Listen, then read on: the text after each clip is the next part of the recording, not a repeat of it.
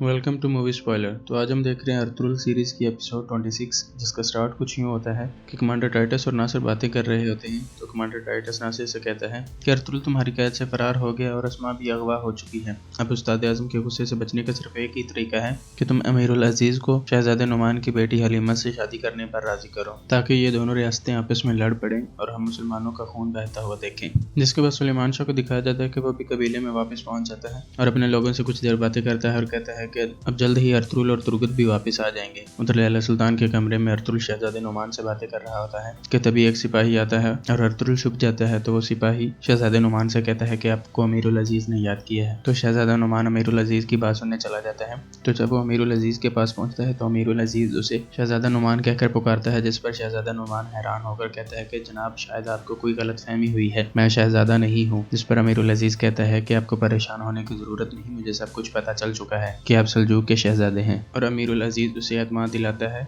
कि उसे यहाँ पर किसी किस्म का कोई खतरा नहीं है। और फिर उसके वहां से चले जाने के बाद अमीरुल अजीज की आया उसके पास आती है और उसको बताती है कि लैला सुल्तान उस शख्स को जिसने शहाबुद्दीन को बचाया था उसे अपने कमरे में ले आई है। तो अमीरुल अजीज गुस्से में एक सिपाही से कहता है कि फौरन नासिर को मेरे पास भेजो और खुद दो सिपाहियों के साथ लैला सुल्तान के कमरे की तरफ चला जाता है। जैसे ही वो कमरे में दाखिल होता है तो अर्तुगरुल अपनी तलवार निकालकर अमीरुल अजीज के गर्दन पर रख लेता है और उसके दोनों सिपाहियों को मार देता है। और हलीमा सुल्तान से कहता है कि फौरन दरवाजा बंद कर दो, जिस पर वो एक खंजर दरवाजे में इस तरह अटका देती है ताकि दरवाजा ना खुल सके। बाहर नासिर भी कुछ सिपाहियों को लेकर पहुंच जाता है, जो एक भारी पलंदे से दरवाजे पर चंद ज़रबे लगाते हैं तो दरवाजा खुल जाता है। और नासिर अर्तुगरुल से कहता है कि अपनी तलवार फेंक दो, अगर तुम्हारी वजह से अमीरुल अजीज को खराश भी है तो तुम यहाँ से जिंदा नहीं निकल सकोगे। तो अर्तुगरुल अमीरुल अजीज की गर्दन पर तलवार रखे हुए उन्हें पीछे हटने का हुक्म देता है और उसे अपने साथ लेकर वहां से बाहर निकल जाता है। और फिर एक कमरे में दाखिल होते हुए अमीरुल अजीज के सर पर एक कारी ज़रब लगाता है, जिससे वो बेहोश हो जाता है और खुद उस कमरे की खिड़की से छलांग लगाकर बाहर चला जाता है और उसी कालीनों वाली दुकान पर पहुंच जाता है जहां पर उसके सिपाही उसका इंतजार कर रहे होते हैं। इधर कबीले में सुलेमान शाह को दिखाया जाता है, जो अपने खैमे में शहाबुद्दीन को बुलवाता है ताकि उसके साथ एक अहम मामले पर बातचीत कर सके। उधर सलीबियों के किले में उस्ताद आज़म को दिखाया जाता है, जिसके पास उसका वो कमांडर आता है जिसने अफसिन पाशा और छोटे शहजादे को बात करते हुए सुन लिया था। तो आके उस्ताद आज़म को बताता है